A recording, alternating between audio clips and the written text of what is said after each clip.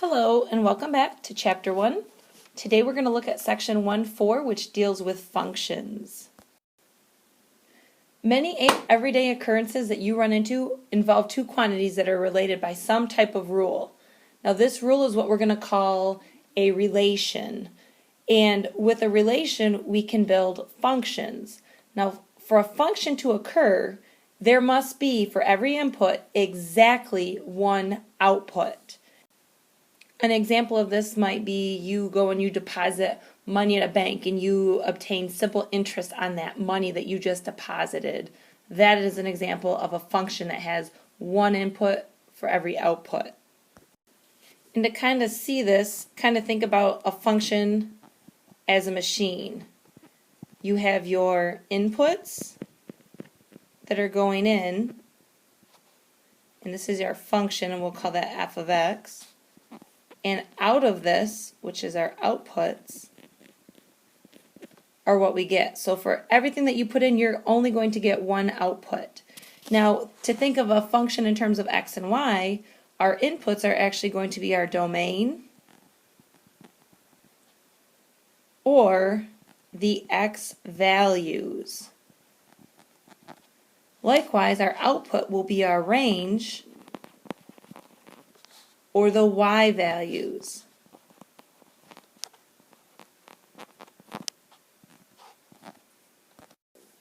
Now some key pieces for a function to be a function says that for each element in A, it must be matched with an element in B. There might be some elements in B that aren't matched with an element in A. There may be two or more elements in A that are matched to the same element in B.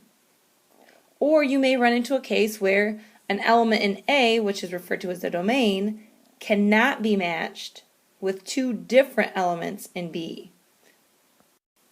Again, for a function, every input has to have exactly one output.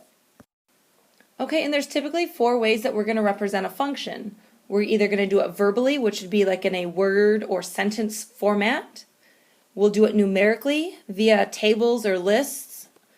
Graphically, which would be on a graph.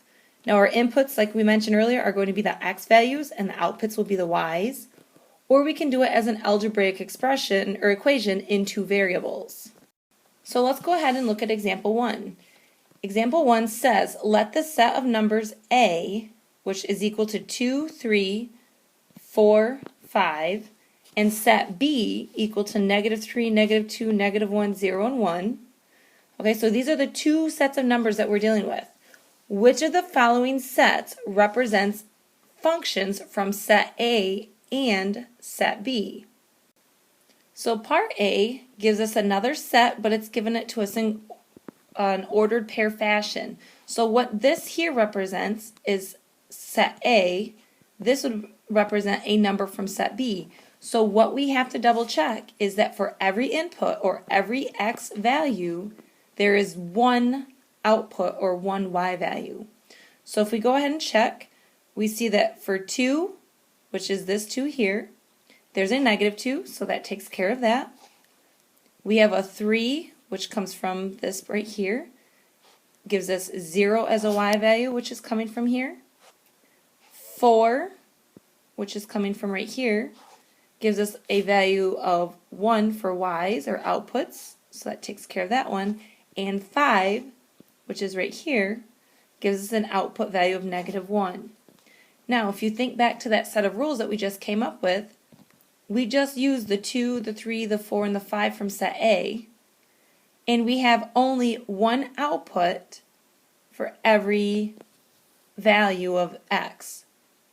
So in this case, we can say that, yes, this is a function because for every input, there is exactly one output. Now, let's look at B. B says, and we'll change colors, we'll switch over to blue here. I have 4, which takes care of this 4, with a -3, which is here. I have 2, which takes care of that 2, paired up with 0. Then I have 5, which is paired up with this 5, and 5 is being paired with a -2.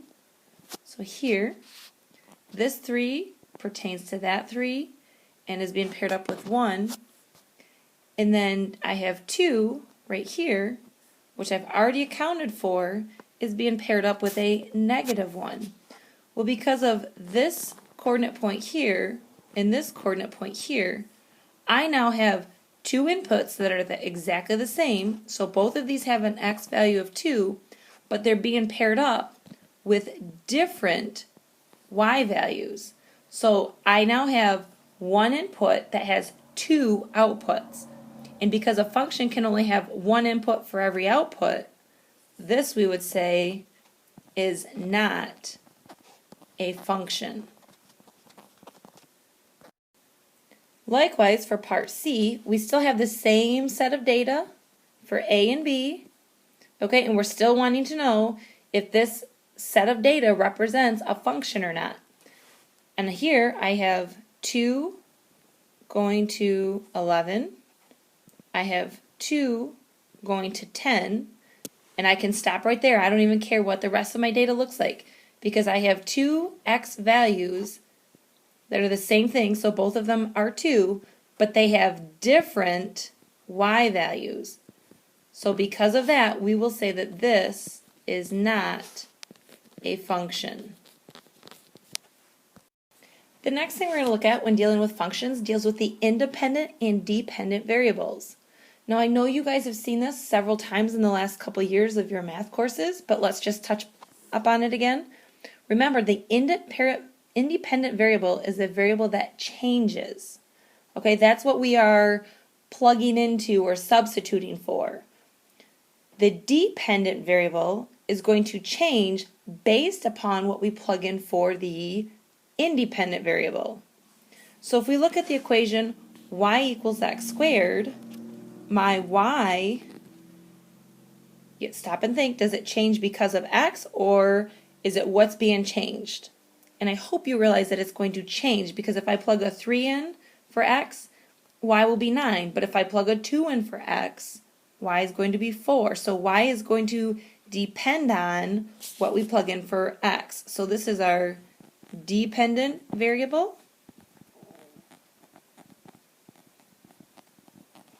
which would then make x our independent variable.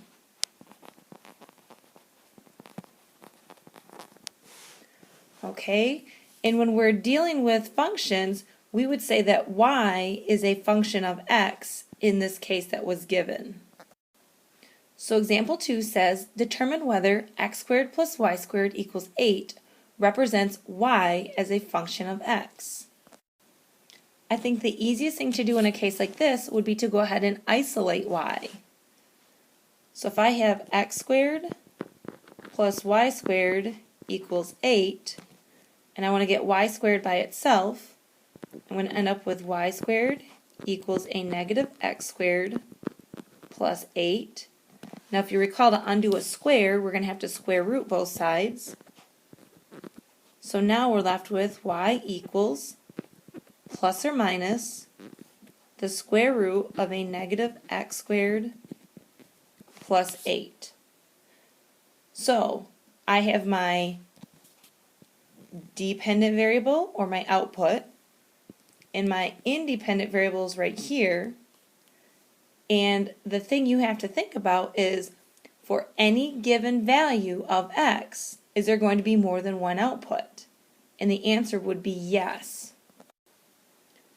So because I'm going to have more than 2 outputs, this right here is not a function. Okay, and I want you to think about this. Let's just plug in some arbitrary value for x. Let's say 0. If I plug a 0 in, so I want f of 0 is going to equal plus or minus the square root of 0 squared, which is 0, plus 8. So we're going to end up with plus or minus the square root of 8. Well, plus or minus means that there are 2 y values for the one x value that I plugged in. Because I have 2 outputs for just the one input, this is not a function. Now your standard function notation is going to look like this, f of x.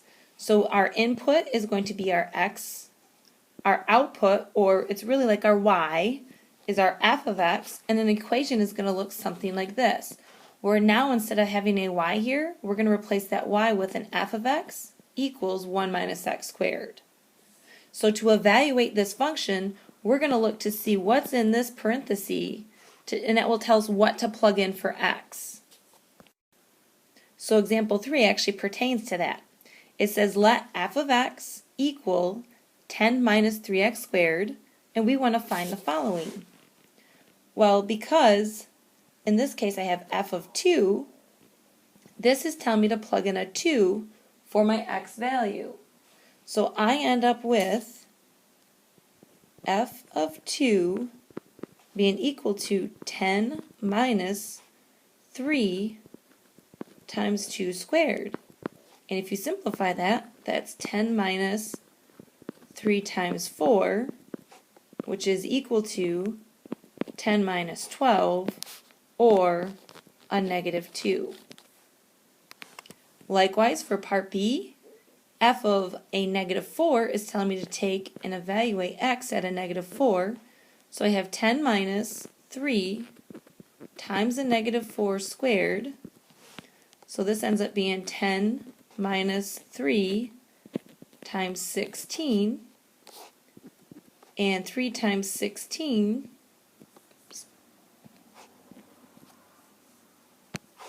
so 3 times 16 is going to give us 48, and 10 minus 48 is a negative 38. Now for the last piece, part C, I'm being told to evaluate my function at x minus 1. So that means for every x, I'm going to come in here and plug in an x minus 1 and do the operations that have been indicated. So on this one, I have 10 minus 3 times the quantity of x minus 1 all squared. Okay, so I've done the substitution. Now all I have to do is the math that goes with it.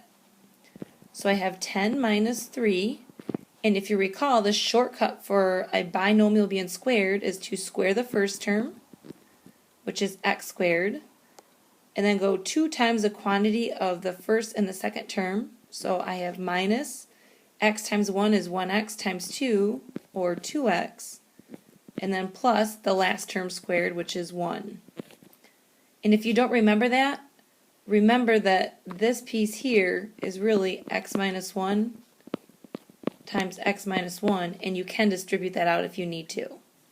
So now this is a simplification game, and I have 10 minus 3x squared plus 6x minus 3, and I've got two like terms which are right here, and I will write this in standard form. So this is going to give me negative 3x squared plus 6x, and 10 minus 3 will give me plus 7. So this right here would be my final answer then.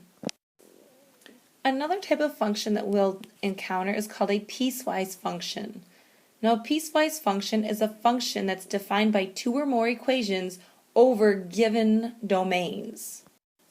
And an example of this is here in example 4, where we're told to evaluate this function, which is f of x equals 3x minus 4 when x is less than 0, so this would be the given domain, or you're going to plug in 3x plus 1 when x is greater than or equal to 0.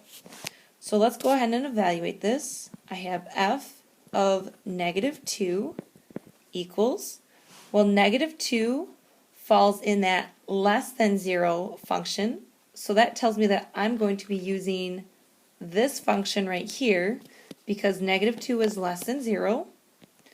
So then I'm going to go 3 times negative 2 minus 4. 3 times a negative 2 is a negative 6 minus 4 gives me negative 10. So now I'm going to evaluate f of 0.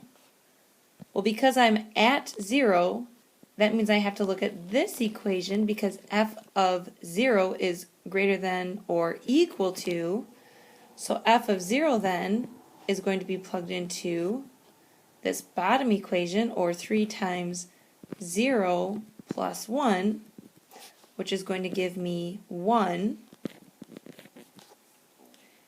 And the third part says to evaluate f of 2. So again, because 2 is greater than 0, I'm going to use that bottom equation here. And I have 3 times 2 plus 1. 3 times 2 is 6, plus 1 is 7. So I've just completed a piecewise function. Now with our functions comes the domain. We have two different types of domains. One is the implied domain, which happens to fall with a set of all real numbers for which an expression is defined. So if I give you something that looks like f of x, let's see, we'll say f of x is equal to 1 divided by x minus 4, we'll say that the domain is all real numbers except when x is 4. And that's because if I plug in 4 into this denominator, I'm going to get an undefined function. So in this case, our domain is implied because I know I cannot have my function go undefined. Now in the second part, we have an explicit domain. Now the explicit domain is specifically stated, okay, and a piecewise is an excellent example of that.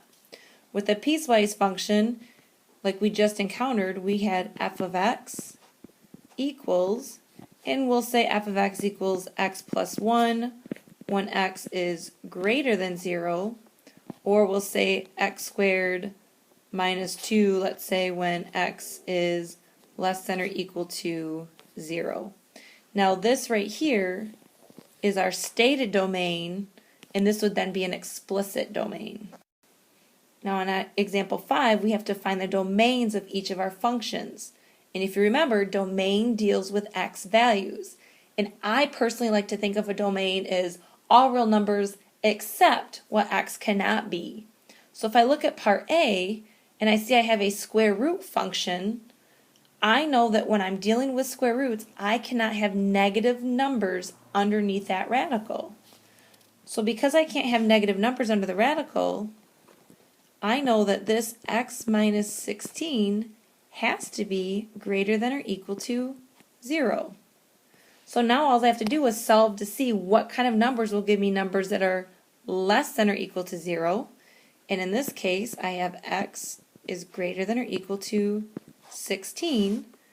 So I can state my domain now as being all real numbers except for when x is greater than, or I'm sorry, except for when x is less than or equal to 16. So I'm going to say x must be greater than or equal to 16. So this right here would be my domain. Now when I'm given set points like we are in part B, this is great because all I have to do is see what the limitations are for my domain. Or in this case, call out my domain. So my domain in this case is very specific. I have a negative 3, which I'm getting from here. I have a negative 1. I have a 0, a 2, and a 4. All because domain pertains to our x values. And example 6 says, for a cone, the ratio of its height to its radius is 3. We want to express the volume of the cone, which is given to us as v equals 1/3 times pi r squared h, as a function of the radius r. The key thing that I have to realize is that when I'm given the information that the ratio of its height to its radius is 3, so I'm going to write that out. A ratio means a division problem, if you recall. So I have height divided by my radius is equal to 3.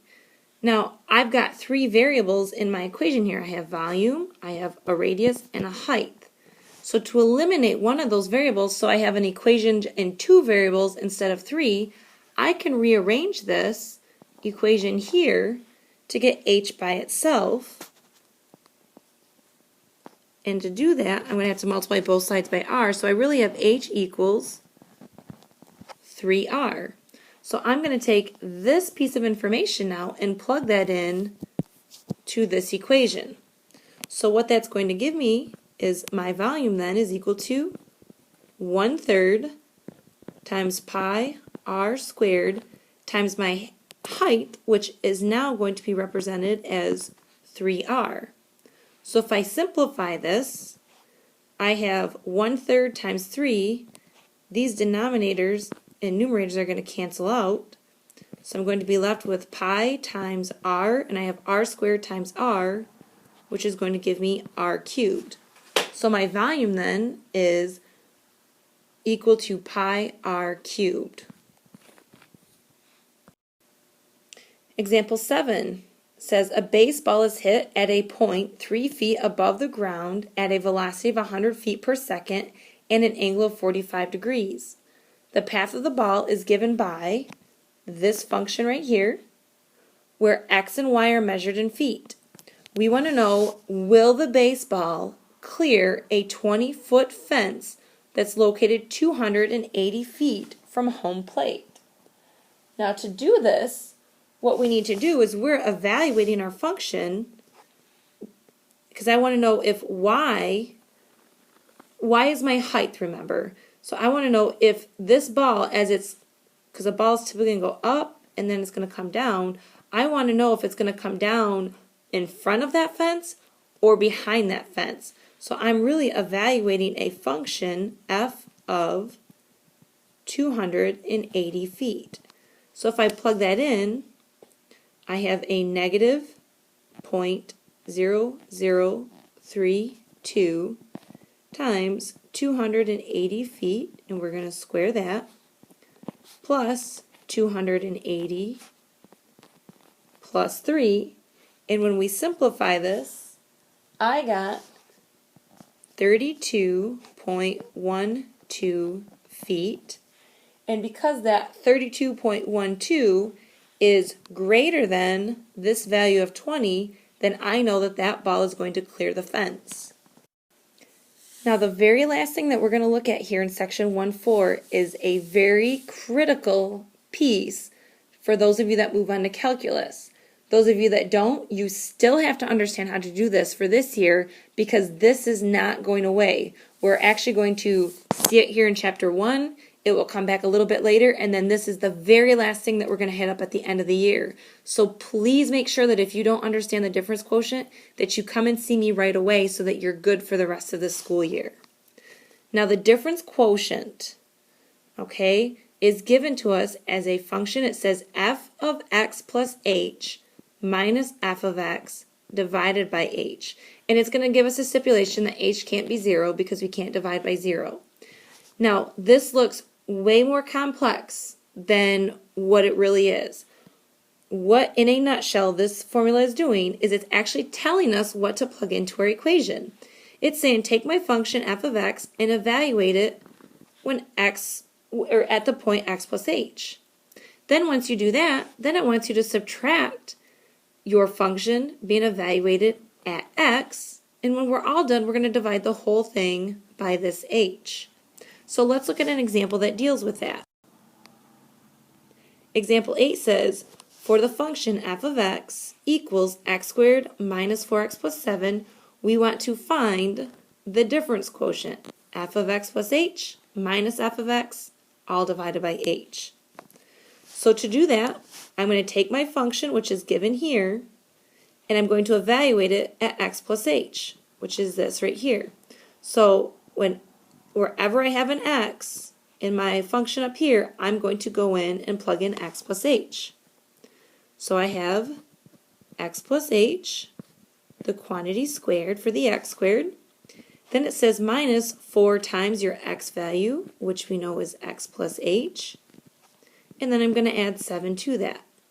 So that takes care of this piece right here.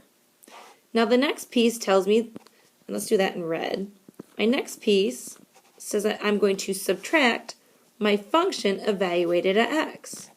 Well, if you look right here, my function being evaluated at x is the function itself.